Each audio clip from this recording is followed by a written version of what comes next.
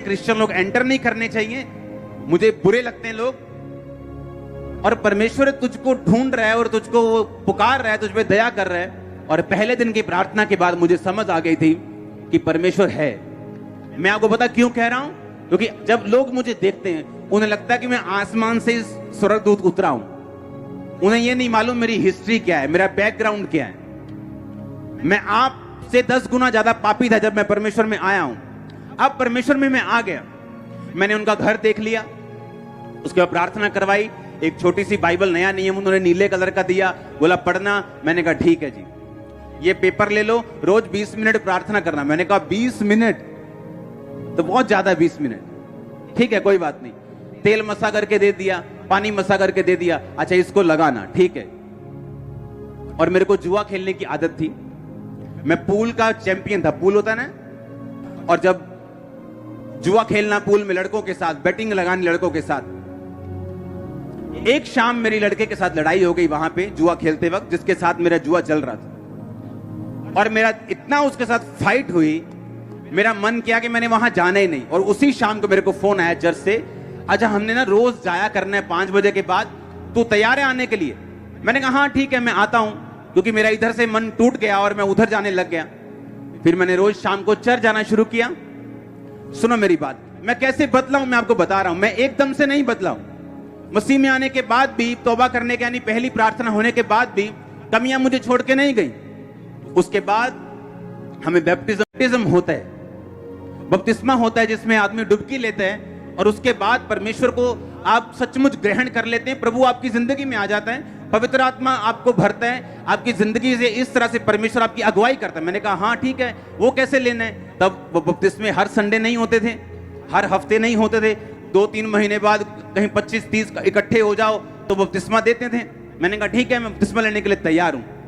मैंने अपने दोस्त के साथ प्लानिंग की, मैंने कहा बपतिस्मा लेने से पहले ना खूब शराब पीनी, तो बपतिस्मे के बाद तो पी नहीं होगी, अब वो पहला पूरी पी लेनी अपन। और प्लानिंग कर रहे हैं उसके साथ, और पास्टर आया, बोला क्या क्या बात कर रहे हो? हमने कहा हम झूठ नहीं बोलते थे, सीधा बता दे क्या दिल में है। ये प्लान कर रहे हैं हम। उनका नहीं, प्लान नहीं करना, ये अभी वायदा करो, छोड़ दी। तभी वायदा करना पड़ा और छोड़ दी। अगस्त में परमेश्वर में आया, सितंबर में वायदा कर दिया, 2 महीने में सब कुछ हुआ। 2 महीने में सब कुछ हुआ। 1 या 2 अक्टूबर को मैंने बैप्टिज्म लिया 2004 में। तब से लाइफ कभी सेम नहीं रही। मैं दोबारा अपने नशों में नहीं गया हूं, अपने पापों में नहीं गया हूं, गंदगी में वापस नहीं गया हूं, दोबारा कभी तौबा नहीं की। एक बार की थी, वही पहली थी, वही आखिरी थी। हालेलुया। ऐसा नहीं पहले आ गए फिर वापस चले गए, फिर तौबा कर ली, फिर किसी लड़की के साथ गलत काम कर लिया, फिर तौबा कर ली, फिर आ गए, फिर शराब पी ली, फिर ऐसा कचरा मचरा मैंने नहीं किया अपनी लाइफ में। इसीलिए मुझे परमेश्वर ने बढ़ाया, ये सच्चाई। अब हुआ क्या, 2004 में परमेश्वर में आया अपनी मेंटली बीमारियों के कारण, अपनी फिजिकल बीमारियों के कारण, लेकिन मेरी लाइफ की प्रॉब्लम्स वही नहीं थी। वो तो सिर्फ परमेश्वर की एक शुरुआत थी मेरी लाइफ में, मुझको अपने में लेके आने के लिए। और जब मेरी वो प्रॉब्लम्स, मेरे मेंटली डिप्रेशन परमेश्वर में आने से और बढ़ गया और मैं आधा पागल हो चुका था। प्रभु में आने के बाद भी दुष्ट आत्मा का अटैक बढ़ गया मेरे ऊपर, और मैं परमेश्वर से प्रार्थना, मैं परमेश्वर को जान चुका था, क्योंकि रोज संगति, शाम को 5 बजे के काम, अपने बिजनेस के बाद रोज संगति करता था, रोज एवरी डे। मेरे घर वाले मेरे खिलाफ होना शुरू हो गए, तू नशे कर ले दोबारा। वही घर वाले जिन्होंने मुझे भेजा चर्च में, वही बोलते थे नशे कर लो दोबारा, जो मर्जी करो, चर्च में नहीं जाना है, चर्च नहीं जाना, रोज शाम को नहीं जाना, बिजनेस करो, ये करो, बहुत बड़ा बिजनेस है, ये हो जाएगा, वो हो जाएगा, नहीं तुमको ऐसा नहीं करने। रिश्तेदार, ओए तो वापिस आएगा अपने धर्म में, तुझको पछताना पड़ेगा, तेरे पास्टर को मारेंगे, थप्पड़ मारेंगे, पीटेंगे, उसे रास्ते में पकड़ लेंगे। आप नहीं जानते, रोज घर में कलेश इतना होता था, आप इमेजिन भी नहीं। अगर आप कई लोग ऐसे होते, वापिस चले जाते। लेकिन शुरू से मैं अपनी फैमिली से हल्का सा अलग रहा था। मुझे इसका रीजन मालूम नहीं था क्यों ऐसा है। मेरे ब्रदर की ज्यादा अटैचमेंट थी, लेकिन मेरी थोड़ी कम थी, मालूम नहीं क्यों। वो बाद में पता हुआ कि क्यों, ताकि जब परमेश्वर मुझे बुलाए अपने में और मेरा घर वाले मेरा विरोध करे, मैं उनके प्रेम में वापस ना चला जाऊं, ताकि मैं परमेश्वर में खड़ा रहूं। आप जानते हैं आपकी लाइफ में कुछ भी हो, कई बार आप एक्सपेक्ट करते हो आपकी बहन आपसे प्यार करे, आप एक्सपेक्ट करते हो आपकी माँ आपसे ज्यादा प्यार करे, आपका बाप आपसे ऐसे करे, लेकिन आप नहीं जानते कि वो चीजें कई बार परमेश्वर ने ठहराई होती हैं ऐसा होने के लिए।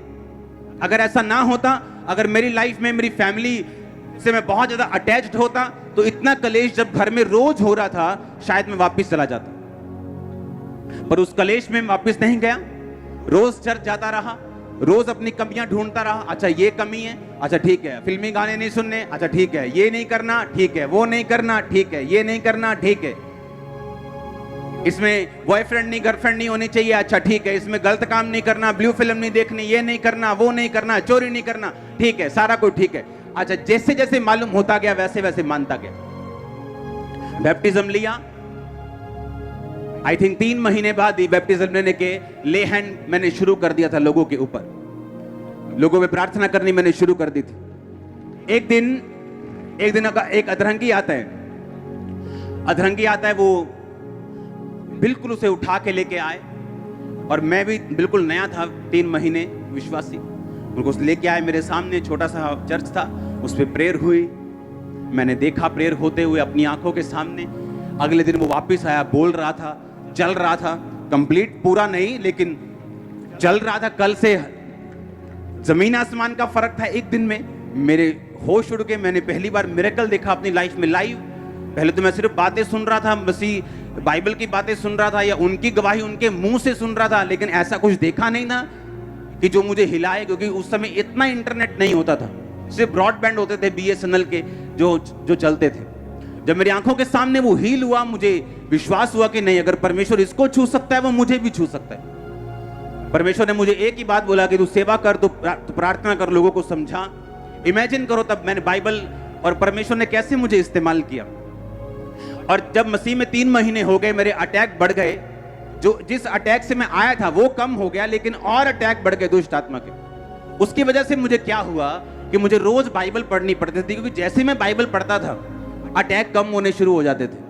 तो मैंने क्या करता था कि घर में जब मैं गया 10 बजे 5 बजे चर्च से आया, 10 बजे 11 बजे 12 बजे, घर आते ही बाइबल पकड़ी अपनी छत पे, मॉडल टाउन हमारी कोठी थी, मॉडल टाउन के बीच में, अपनी छत पे गए, बाइबल पढ़ी 1 घंटा 2 घंटे 3 घंटे 4-5 घंटे जब बाइबल पढ़ ली, मेरा अटैक खत्म होता था और मैं सोने वर्गा हो जाता कि हाँ अब सो सकते हैं, अटैक कम हो गया।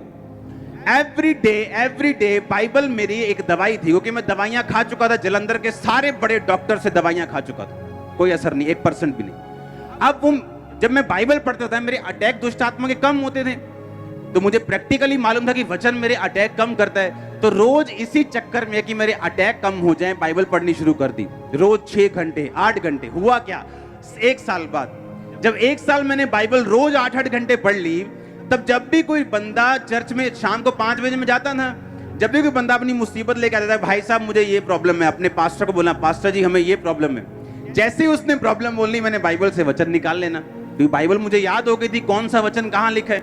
जैसे ही उसने कहा मेरे ये दिक्कत है, मैं बाइबल उठा के बोलना कि देख वचन क्या कहता है, वचन ये कहता है, वचन ये कहता है। वचन में मैं मजबूत हुआ, क्योंकि परमेश्वर ने मेरे पीछे एक दुष्ट आत्मा को लगाया ताकि मैं लगातार वचन पढ़ता रहूं।